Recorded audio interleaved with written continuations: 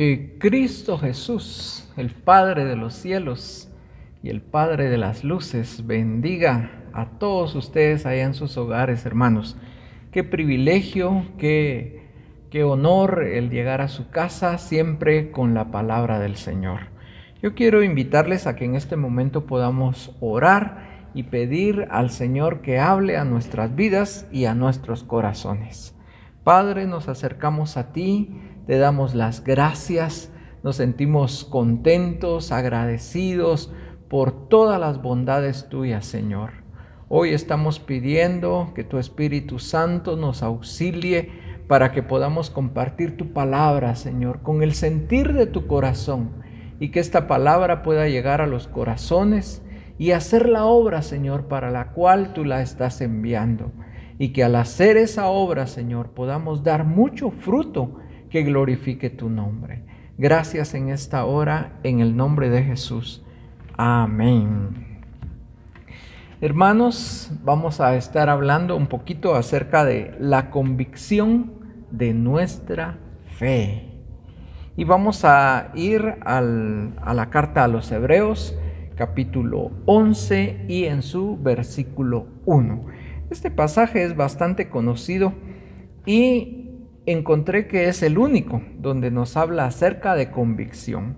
Y dice Hebreos capítulo 11, verso 1, dice: es pues la fe, la certeza de lo que se espera y la convicción de lo que no se ve. Entonces vamos a hablar acerca de la convicción de nuestra fe y vamos a definir qué es convicción. Yo creo que todos en algún momento hemos utilizado esta palabra y la hemos utilizado para asegurar de algo que nosotros estamos convencidos, de que nosotros estamos seguros de lo que estamos diciendo o de lo que estamos creyendo. Y esta palabra, al definirla en un diccionario, dice que es la seguridad que una persona pueda tener sobre algo que cree, sobre algo que él está seguro, y que no le importa adquirir las consecuencias al creer en esto. Eso es lo que define el diccionario como una convicción. Y realmente cuando nosotros venimos al Evangelio, venimos a Jesucristo, y Jesucristo nos trajo a este reino maravilloso, empezamos un camino de convicción. Y yo creo que la primera convicción que nosotros tuvimos fue acerca de la salvación. Tuvimos que tener la fe salvadora para poder adquirir esa convicción de que nuestros pecados eran perdonados. Claro que esto fue adjunto al cambio que nosotros tuvimos en nuestra vida. Yo pues no podría testificarles acerca de muchos pecados, porque vine a la edad de 8 años al Señor. Pero sí sentí ese cambio en mi vida cuando yo le entregué mi corazón al Señor, y sentí ese cambio en mi ser y ese cambio de reino, de un reino de tinieblas a un reino de luz. Y yo creo que las personas que han venido un poquito con más edad al Evangelio sienten ese cambio en sus vidas.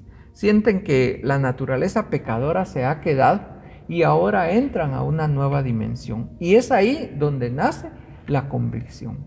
Ahora, esta convicción que nosotros adquirimos, definitivamente para que esta convicción sea real, tiene que pasar a través de ciertas pruebas. Y esas pruebas le van a ir dando la definición a esta convicción. Porque hay personas que dicen una cosa, dicen estar seguros, aseguran y dicen y perjuran, pero cuando aparece la persona la cual puede dar fe de lo que ellos están diciendo, ellos se hacen para atrás. Su convicción se terminó, su realeza se terminó, y entonces ahora desmienten lo que han dicho. Y así sucede con nosotros en el Evangelio, que cuando estamos nosotros con una convicción, tiene que venir una prueba para que nosotros podamos ser reales en lo que estamos diciendo. Así que vamos a hacer un poquito de historia y vamos a ir a ver qué le pasó a Adán y Eva. Adán y Eva era una pareja, que nosotros sabemos la historia, que ellos vivían en un huerto. y ellos tenían una prohibición. La prohibición era que del árbol que estaba en el centro del huerto, que era del conocimiento, de la ciencia, del bien y del mal, ellos no podían comer. Notemos que esta instrucción Dios se la dio a Adán, y se la dio cuando él estaba solo. Y entonces Adán se mantuvo bajo esa norma, bajo esa regla, teniendo la convicción de que de ese árbol no debía de comer. Pero esto tenía que entrar a prueba. Y la Biblia es clara cuando dice que fue la mujer la que cayó y no Adán. Ahora, yo me pongo a pensar, qué injusto sería que Adán no fuera tentado, sino que solo la mujer, y entonces por lo tanto la mujer cayó. Pero la Biblia deja ver que Adán sí fue tentado, pero sin pecado. Entonces quiere decir que la serpiente sí llegó a tratar de conquistar a Adán, a tratar de que él fallara delante de Dios, pero Adán no quiso. Él salió aprobado y su convicción se mantuvo firme. Entonces, después de que él no falló, ahora el Señor le da una compañera. Ahí está Eva. Cuando Adán la ve, dice, este sí es hueso de mi hueso, carne de mi carne, y por lo tanto va a ser varona porque del varón fue tomada. Y ahí están los dos juntos, y ahora Adán le va a transmitir la convicción que él tiene para que ella no caiga en pecado. Y le dice, de todo árbol podemos comer, pero del árbol que está en el centro del huerto, el árbol del conocimiento del bien y del mal, de ese no vamos a comer, porque el día que comamos vamos a morir. Pero cuando Eva habla con la serpiente, se nota que Adán le agregó algo más. Le dijo, de ese árbol no podemos comer, ni tampoco tocarlo. Esta instrucción ya no era de parte de Dios, pero sí notamos que era una instrucción de parte de Adán. Según cuentan los historiadores, y hay un libro que lo relata acerca de esto, dice que este árbol tenía cierta influencia, cierta situación de agrado, de tal manera que cuando Adán se acercaba a ese árbol, entraba como en un ambiente de satisfacción, de tal manera que todo el derredor del árbol se volvía agradable, como para poder extender la mano y tomar de ese fruto. Entonces, si Adán había experimentado esto, de sentirse atraído al estar cerca, entonces le había dicho a Eva que tampoco tenía que tocarlo. Bueno, el asunto es de que en un momento en que Eva se queda sola, aparece la serpiente y entonces lanza la tentación, tentando la convicción que ellos tenían. Y entonces ahora Eva, con falta de experiencia y por todo lo que la serpiente le dijo, Eva toma del fruto, lo lleva a su boca y come. Y aparentemente no pasa nada. Entonces ahora dice que llama a Adán y le ofrece del fruto. Ahora, noten ustedes que Adán permaneció solo y no cayó. La serpiente lo tentó y no cayó. Pero ahora venía una prueba mayor. Y la prueba era que su ser querido, su esposa, la única humana semejante a él, le estaba ofreciendo del fruto prohibido. Y fue ahí precisamente donde Adán no pudo resistir. Y rompió la convicción que tenía. Y entonces decidió tomar de ese fruto. Yo creo que Adán tuvo un momento de pensar y decir, bueno, si yo no tomo de ese fruto, no me voy a hacer al lado de mi esposa. Y quién sabe lo que a ella le vaya a pasar. Entonces mejor voy a tomar junto con ella del fruto. Y ahí precisamente se rompe la convicción de fe que tenía Adán. Y usted sabe el resto de la historia, fueron echados del huerto, fueron sacados de ahí y tuvieron que vivir fuera. Y cómo esta convicción, al pasar las pruebas, se rompió. Ahora, vaya pensando usted ahí en casa, ¿Cuál es la convicción que usted tiene? Hay unas convicciones, miren, muy bonitas, pero realmente toda convicción va a ser sometida a prueba. Y esto me lleva precisamente a pensar en otro varón del Señor. Este es Job. Allá está Job honrando al Señor, y la Biblia dice que él era perfecto, recto, temeroso de Dios y apartado del mal. Y ahí estaba aquel hombre, honrando al Señor, amando al Señor, llevando una vida agradable delante de él. Y de repente viene a ser probada la convicción que él tenía en Dios. Y Satanás, que la misma Biblia dice que fue el que lo destruyó, por lo menos destruyó en esta primera parte las cosas que él tenía. Y aparecen aquellos hombres y le dicen: mira, tus hijos estaban celebrando un banquete y vinieron vientos y toparon las esquinas de las casas y la casa se derrumbó sobre ellos y todos se murieron tus hijos y todos los sirvientes que habían, y solo yo escapé para contarte lo que sucedió. No había terminado de hablar dice la Biblia, cuando apareció otro y le dijo: mira, fuego del cielo cayó y consumió las ovejas, y solo yo me escapé para traerte la noticia. Aún estaba hablando esta persona cuando llegó otro y le dijo: vinieron los sabeos y se robaron todo el ganado. Y miren, se terminó todo lo que aquel varón tenía en un solo momento. Entonces era para que Job pasara de la abundancia a la ruina, pasara de la abundancia a no tener nada, a tenerlo todo a no tener nada. Entonces ahora aquí venía precisamente la prueba de la convicción que él tenía. Y entonces Job expresa estas palabras tan preciosas que dice: desnudo salí del vientre de mi madre y desnudo volveré allá. Y dice la Biblia que en todo esto Job no pecó delante del Señor.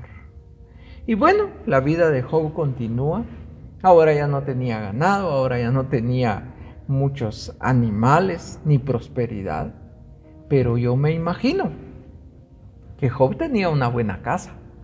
No iba a vivir en un ranchito, ¿verdad? Tenía una buena casa. Dice él que él se hacía baños con leche.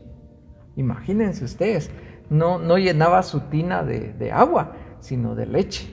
Y ahí se metía, ¿verdad? ¡Ah, qué sabroso! Entonces, la casa de Job haber sido una buena casa. Entonces él dijo: bueno, yo me acuerdo cómo empecé con unas mis ovejitas y pues así voy a seguir, ¿verdad? Voy a empezar de nuevo. Y de los ahorritos que él tenía, me imagino que se fue a comprar otras ovejitas por ahí a tratar de empezar. Y en todo eso estaba honrando al Señor y tenía la convicción de seguir creyendo en Dios. Pero entonces aparece otra vez el maligno y le dice a Dios: sí, pues, le dice, porque no lo tocaste a él, te sigue siendo fiel, pero todo dará el hombre por su vida. Tócale su cuerpo, tócale su carne y vas a ver cómo reniega su fe. Entonces viene Dios y le permite a Satanás, le dice: ve, está bueno, tócale su cuerpo, mas no le toques su alma. Y allá va otra vez el enemigo y dice que hirió a Job con una sarna maligna. Ahora, qué sabroso es cuando realmente nosotros nos pica el cuerpo y nos rascamos y sentimos hasta cierto punto sabroso. Pero ahora imagínense ustedes que la picazón que tenía Job, mientras más se rascaba, más le picaba. Ahora me dirá usted: ¿y la Biblia dice eso? Pues no lo dice, pero dice la Biblia que él agarró un tiesto, es decir, un pedazo de olla rota para rascarse. Quiere decir de que ya no le era suficiente las uñas para rascarse.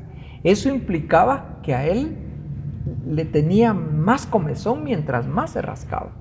Y entonces agarraba el pedazo de olla y se rascaba. Y estando él en esa situación, imagínense, ya no pudo estar en su casa, porque entonces dice la Biblia que se salió, se tiró en el suelo, en ceniza, y ahí estaba y enfermo, y me imagino a qué comezón le daba fiebre, y él relata que las noches se le hacían interminables. Él se acostaba y bajo aquella fiebre y tenía pesadillas y clamaba por el día. Cuando venía el día, ¿qué hacía en el día sino rascarse y sufrir, anhelando la noche? Cuando llegaba la noche volvía el ciclo y él vivía muy mal. Estando en esa situación, llega otra vez la prueba de la convicción que él tenía. Y para eso usa a la mujer. ¿Recuerda a Adán? Fue usada la mujer para tentar su convicción. Ahora aparece doña Jovita y llega con él y le dice: ¿aún te empeñas en honrar a Dios? Ya, le dice, maldice a Dios y muérete, que se acabe todo ya. Y entonces, qué dolor haber tenido Job en su corazón al escuchar que la que había estado con él en las buenas, ahora en las malas ya no quería. Y entonces le dice: mujer, has obrado como una mujer necia, como una de las insensatas. Recibiremos, le dice, solo lo bueno de Dios y no lo malo también. Mire cómo Job tenía centrada su convicción en Dios, sabiendo que aún lo malo era permitido por Dios. Y dice la Biblia que con todo esto Job no pecó. Y ahí estaba firme. Bueno, la mujer, me imagino yo, que dijo: mejor me voy con mi mamá, con este hombre ya no se puede. Y se fue, porque ya no se habla más de él. Entonces ahí se queda Job, pensando, meditando, rascándose, sufriendo, preguntándose qué pasa. Pero su convicción estaba firme. Ahora aparece alguien más. Dice que Job tenía unos amigos y estos amigos lo llegaron a visitar. Y cuando lo vieron de lejos, dice que fue tal el dolor que alzaron su voz y se pusieron a llorar de ver la condición que tenía Job. Luego que lloraron y lamentaron, se acercaron a él, se sentaron con él, pero no abrieron su boca. Era tal la pena que ellos tenían.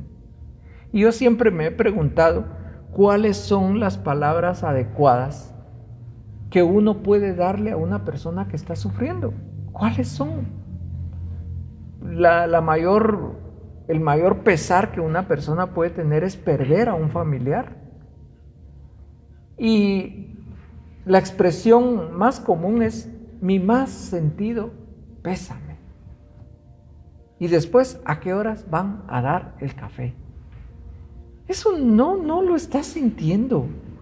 Esas palabras ya son totalmente usadas, ya no, perdieron el sentido.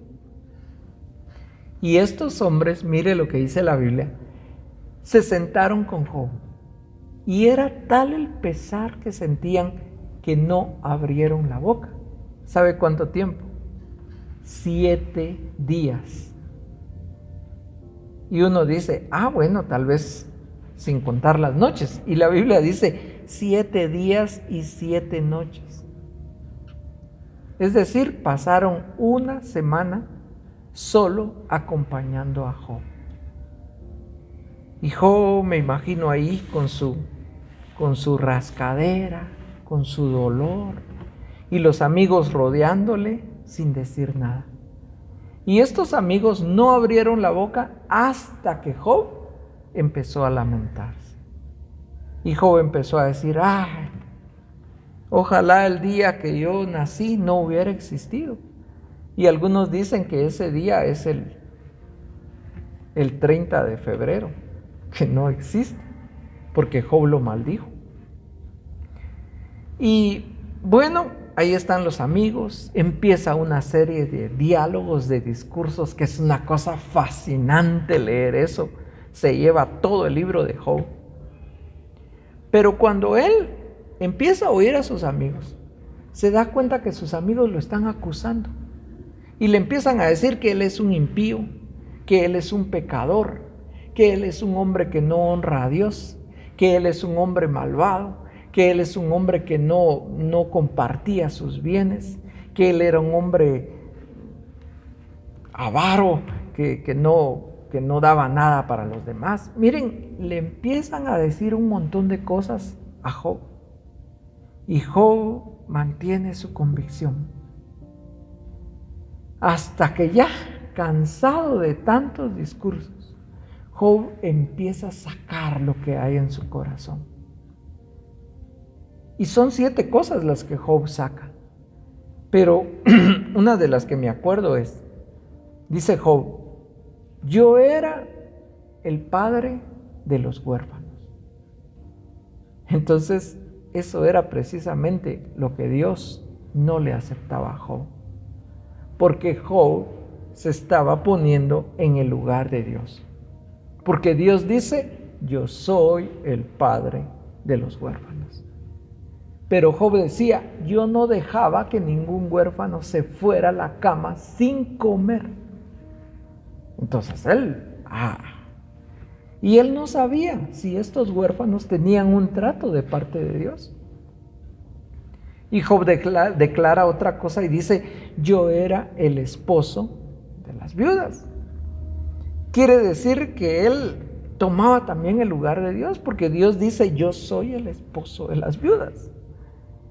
Entonces vean cómo la prueba que le vino a Job vino a sacar lo que había en él, para perfeccionarlo definitivamente, pero también para probar la convicción que tenía. Y entonces Job persistía y decía: no, es que yo sé que mis ojos han de ver, aunque él me mate, decía, mis ojos le van a ver. Y aquellos amigos, entre comillas, le seguían acusando, hasta que de último aparece Dios y empieza a hablar. Y le dice: ¿quién es este hombre que oscurece el conocimiento? ¿Quién es? Hablándole a Job. Ahora, varón, le dice, ciñe tus lomos y yo te voy a preguntar y tú me vas a contestar. Me imagino a Job aterrado. Dice la Biblia que apareció un torbellino y de ese torbellino se escuchaba la voz de Dios. Y entonces le empieza a preguntar: ¿dónde estabas tú cuando yo hice la tierra? Si es que acaso has vivido tantos años, ¿dónde estabas? Si son tantos el número de tus años, ¿dónde estabas cuando yo hice la tierra? Y Job, solo con esa primera pregunta, él se queda mudo. A la mitad de lo que Dios le está diciendo, Job habla y le dice: en verdad, yo no te conocía. Ahora yo guardaré silencio. Sigue hablando, le dice, yo voy a enmudecer. El Señor sigue hablando y sigue hablando cosas maravillosas, para que al final Job diga: de oídas te había oído, pero ahora mis ojos te ven. Y mire, a través de toda esta prueba, la convicción que Job tenía en Dios permaneció. Y traía aquí a los 3 jóvenes hebreos, que fueron también probados de la misma manera. Pero los vamos a dejar ahí para pasar a las convicciones que nosotros, como hijos de Dios, debemos de tener. Son solo 3 las que traigo acá, pero creo que son las más sobresalientes. Una de las convicciones que el Hijo de Dios debe tener es que tiene salvación. Dice Pablo: ¿quién me apartará del amor de Cristo? Tribulación, angustia, persecución, hambre, desnudez, peligro, cuchillo. Ni lo alto, ni lo profundo, ni lo ancho, ni cosa creada me podrá separar del amor de Cristo. La salvación es algo que Es un regalo que el Señor nos dio. Y tenemos que tenerlo tan presente, que somos salvos, no por lo que nosotros seamos, o no por el privilegio que cumplamos. Porque alguien dirá, bueno, yo ahora ya no soy solo del que se sienta en la banca, ahora ya tengo privilegio, ya soy diácono, y se para. Y yo creo que así ya alcancé un poquito más de salvación. Ay, mi hermano, dice la Biblia que las buenas obras del hombre, imagínense, las buenas obras son como trapo de inmundicia delante del Señor. La salvación es algo maravilloso, un regalo precioso que Dios nos ha dado, que debemos de saber que es nuestro y que estamos ahí parados. Yo me acuerdo de un hermano que decía, yo cada vez que predico siento alivio porque me siento salvo, pero cuando bajo del altar y dejo el púlpito, el enemigo viene y me dice, no sos salvo. ¿Quién dice que sos salvo? Todos se van a salvar, mira, todos a los que les has predicado, pero vos no te vas a salvar. Y era una lucha que él mantenía constante, imagínense. Pero nosotros debemos de mantener la convicción de que somos salvos. Hay países en los cuales están poniendo a prueba esta cuestión de la salvación. Y me acuerdo de un testimonio de un hermano que vio cómo mataron a un pastor. Hicieron un hoyo, metieron a la esposa, a los 2 niños y a él, y les empezaron a echar tierra, los iban a enterrar vivos. Y cuando ya la tierra iba llegando a la cintura, le preguntaron, ¿niega su fe? Solo niegue a Jesucristo y lo sacamos de ahí. Y entonces él, el pastor, se quedó viendo, alzó a ver a su familia, y cuando alzó a ver al más pequeño de sus hijos, su hijo pequeño le dijo, papá, no vayas a ser cobarde. Imagínense, escuchar esa convicción de la voz de un niño. Al final los enterraron vivos, se murieron. Han de tener un lugar muy especial en el cielo por mantener esa convicción. También esto me recuerda a la historia que contaron cuando los cristianos se reunían a escondidas. Y estando reunidos, les cayeron los soldados, los custodiaron. Pasó un soldado al frente y les dijo, miren, les dijo, los vamos a matar a todos por ser cristianos, pero les vamos a dar la oportunidad a aquellos que tal vez vinieron de visita, tal vez son invitados, tal vez están aquí por curiosidad y tal vez están aquí, se comprometieron por estar aquí. Les vamos a dar la oportunidad que se vayan. Y hasta los que tenían privilegio salieron huyendo. Y se fueron. Se quedaron unos pocos. Cuando se quedaron esos pocos, los soldados les dijeron, nosotros también somos cristianos y venimos a adorar aquí con ustedes, pero no queríamos adorar en medio de hipócritas. Imagínense, los demás creyeron que los iban a matar y se fueron, pero los que se quedaron alabaron al Señor juntamente con aquellos soldados. ¿Cuánto necesitamos tener la convicción de nuestra fe? A veces nuestra fe es probada tan sencillamente con los compañeros de trabajo que molestan y dicen, vos sos de los evangélicos, dice que vos sos de los aleluya, vos sos de los que así tontito le van a dejar su diezmo al pastor, vos sos de esos. Y miren, hay personas que ahí, con esa prueba tan mínima, retroceden y dicen, no, es que lo que pasa es que mi mamá va, y como ella ya está grande, yo tengo que acompañarla, porque pobrecita, hay que ayudarla, hay que meterle el brazo, pero yo por eso voy, dice. Y hasta privilegio tiene el hermano, imagínense. Entonces, nuestra fe en la salvación debe estar, pero firme, esa convicción debe estar real en nuestra vida. Debemos de ser como el hermano que le dijeron, mira, vos sos de los evangélicos. Y él le dijo, de eso soy yo vos. Vos sos de los que gritan aleluya, de esos soy yo vos. Vos sos de los locos, de esos que hablan jerigonza, de esos meros soy yo. Vos sos de los que le dan el dinero a la iglesia, de esos soy yo. Y cuando se aburrieron de decirle tantas cosas, después se les dijo, de esos soy yo, pero no soy de los que van a dejar el dinero a la cantina y se quedan tirados en la calle, porque así eran sus amigos. Y con eso los dejó quietos. No le estoy aconsejando que contienda, le estoy aconsejando que tenga la convicción de permanecer firme en la salvación. Hay otra convicción que todo hijo de Dios debe de tener, pero esta convicción, algunos se inclinan más y algunos se inclinan menos.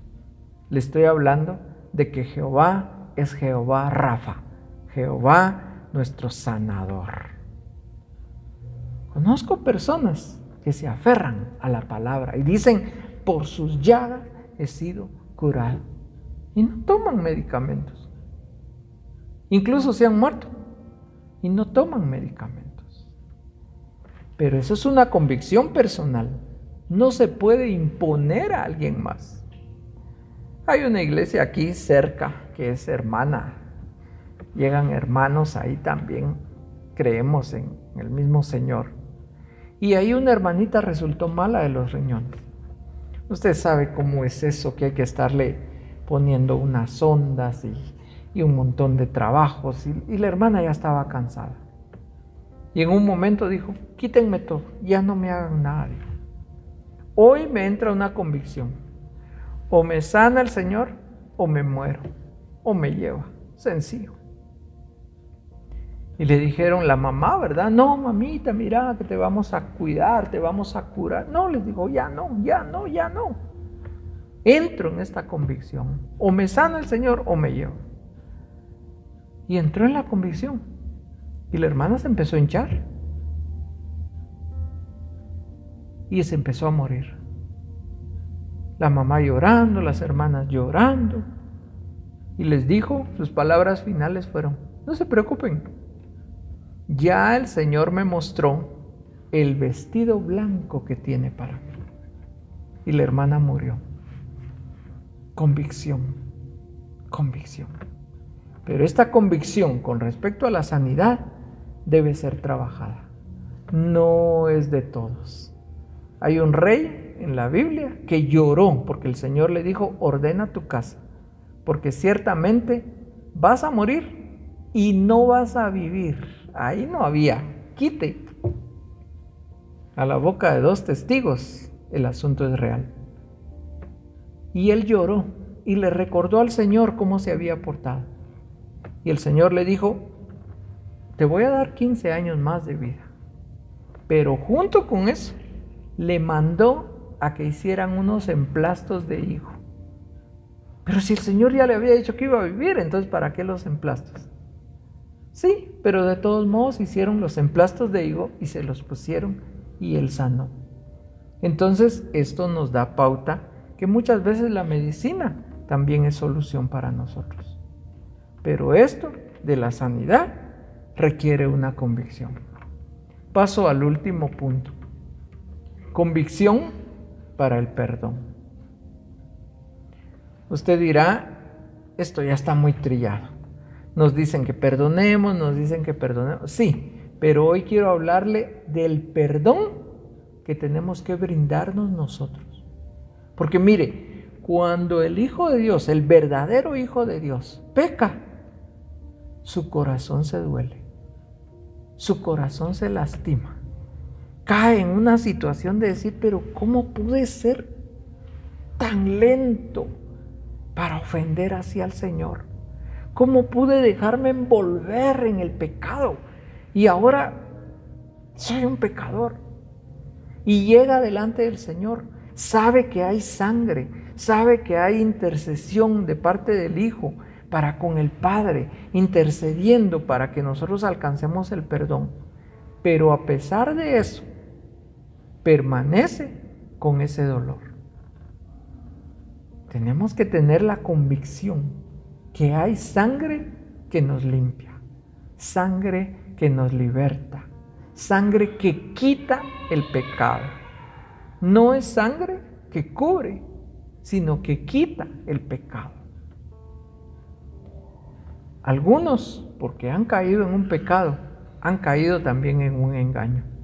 Y el diablo está ahí diciéndoles: ya no servís para nada, de balde predicás, de balde orás, de balde haces el privilegio, porque sos un pecador. Y esto me recuerda las palabras de Martín Lutero, que dijo un día: el diablo vino conmigo y traía una lista de todos mis pecados, y me la leyó.